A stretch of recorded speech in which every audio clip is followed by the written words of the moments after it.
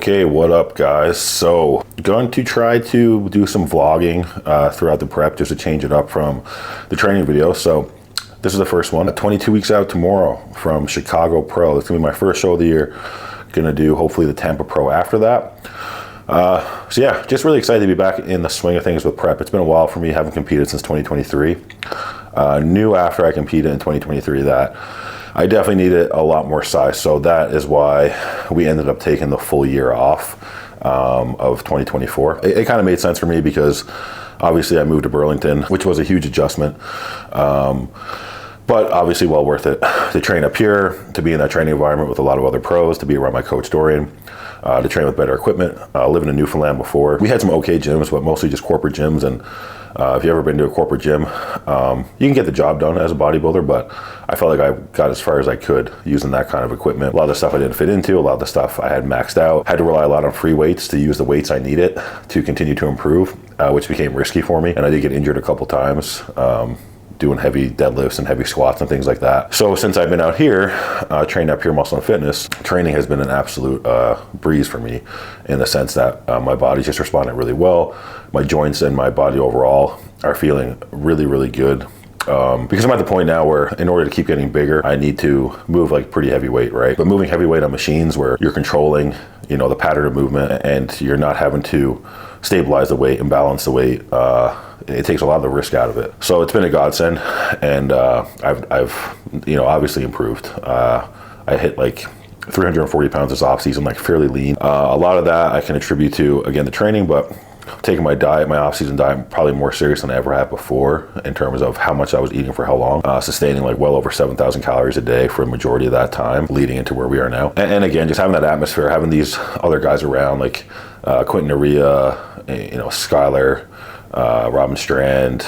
I mean, there's just Regan Grimes, Antoine. I trained with Antoine for the whole year while he was getting ready for the Arnold, which was incredible because he was, you know, focused on prep and training very hard for that, and I was focused on the off season, so I was training really hard for that. So that energy was awesome. So that was from like when I moved here back in November 2023 until he did the Arnold in March, and then we trained for months and months after until he recently moved to Hamilton after he had his baby and stuff. So he's been a little busier, but that's okay. I've been doing my own thing, getting some sessions in with some other guys here and there. I mean, Antoine still train together every now and then as well. So it's been great and been very successful. You know, I figure I should let you guys in on some more insight on like what else I did. As far as gear goes, everybody wants to know about the gear. I've talked about this before, but you know, my go-tos are test, obviously. 1,000 milligrams a week is standard for me. I don't really go above that, don't really go below that when I'm running cycles. Masteron here and there for me. I did get to a point where during my last off-season phase where I was running test Masteron and Primo, figured out that the Masteron was kind of pushing my estrogen down too much, which has affected my energy, my training performance, pumps. The last like 4 or 5 weeks of that phase, I took it out and just around the test and Primo had a great result. So that's something now I know for the future, right? Use a little bit of MPP here and there, but with the nandrolone, I got to watch those. They're not good for mental side effects for me, and some physical side effects as well.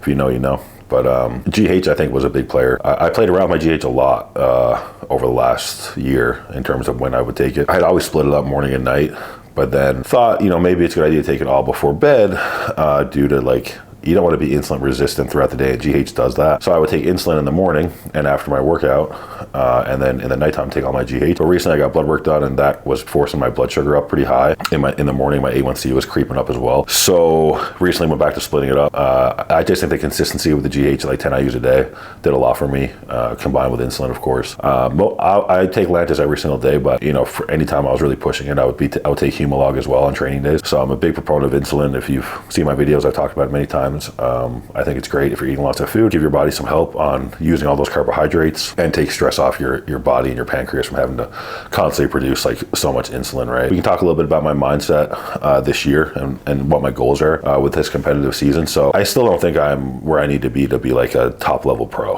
or like even to like go to the Olympia, in my opinion. I feel like I'm still a little bit of time away from that. I feel like a lot of that has to do with my height. One of the taller guys on the circuit, I'm 6'2", well, just under 6'2", but that's pretty tall in the open. So it's just taking more time for me to fill out and get that density. I'm getting close, I know that, and what keeps me motivated, what keeps me going really is the fact I'm still improving. I think with bodybuilding, if I ever got to the point where I just like had consecutive years of just like not really getting better, improving my physique, or, you know, improving my placings when I compete, that'll probably be it for me. You know what I mean? This is about improvement, and it's obviously not healthy to do this for like a super long period of time. And in my mind, it needs to be purposeful. Like bodybuilding is, yes, the competitions and everything are great and doing well with those, but it's also everything that comes with that, you know, from a monetary standpoint. So it's not something I really want to do unless it's benefiting like my life, right? And, you know, I think that's fair. I love bodybuilding. It's not that. I've been doing it for a long time, so obviously I love it. But at this point, with how extreme things are, there needs to be like other benefits besides just like placing. So for this year, I really want to just get some first call outs, honestly. If I can get some first call outs in the shows I'm doing, battle it out with some of the top guys, I would be very satisfied with that. I'm really just looking to go out, do some shows in the States for the first time in my life. I've never competed outside of Canada. So to do that, you know, just let people see me, let people see my physique. You know, I'm a tall guy with huge legs. My upper body's come up. I have a good back. So I think I'll be able to make my mark this year, and at least just get people talking a little bit.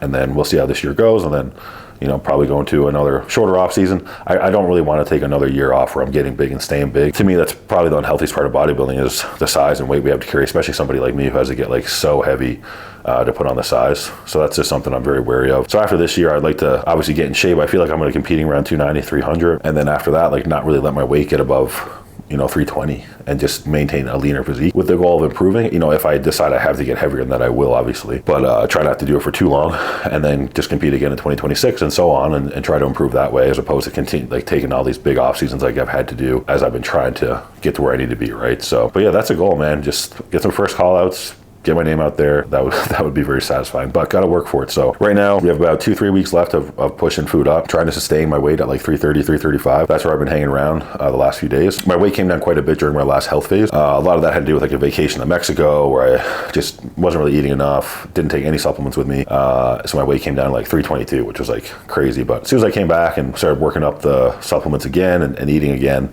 the weight started coming back up just fine. So got the fullness back, and I just wanted to start like my dieting phase when I'm like at my biggest, right? For obvious reasons, I want to have the food high as possible. I want to have the most fullness as I can, and then try to hold the muscle as the body fat comes off. So yeah, I figure I got about 35 pounds to lose, and then we'll be in shape. Gonna give myself a nice 18-19 weeks to do that. I don't expect to have to do much cardio this prep, because anytime I drop food a little bit, my weight plummets. So I think as soon as we start dieting and I start practicing more posing, that's one thing I really want to do this prep, is do a lot more posing, a lot less cardio.